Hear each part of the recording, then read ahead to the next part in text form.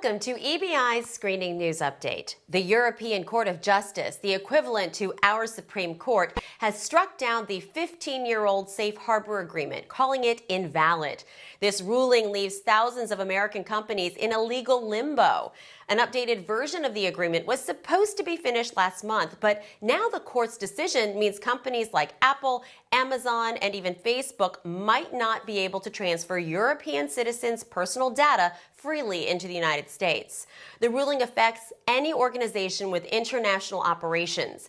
Meanwhile, talks on the new deal are stalled. Still, the U.S. Secretary of Commerce has hope that the new Safe Harbor Agreement will survive. Any new agreement will give the EU more power to protect the flow of personal information.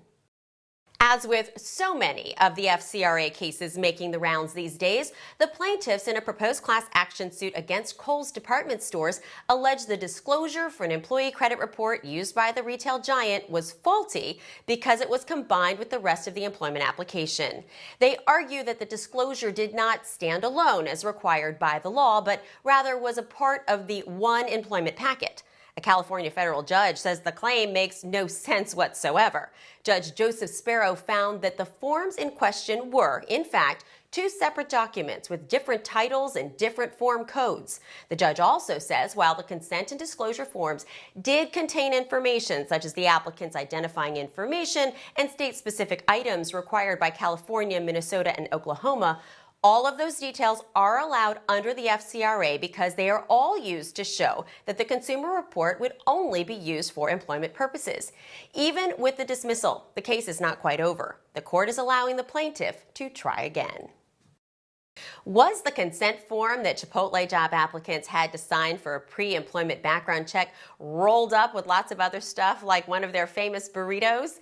Yet again, plaintiffs are claiming that the disclosure document did not stand alone and that the authorization was buried in a general consent agreement. The named plaintiff also claims she was not given the required summary of your rights under the FCRA. The popular E-Verify system that allows employers to electronically verify a new hire's work authorization was set to expire on September 30th, but it was saved by the bell, so to speak. A stopgap measure signed by the president to prevent a government shutdown also made sure the program is funded until December 11th. After that, the program's future is unknown. Congress is still working to reauthorize it for the next 3 to 5 years. Be sure to join us every week for more news and be sure to check out EBIinc.com for more screening information. I'm Jennifer Gladstone. See you next time.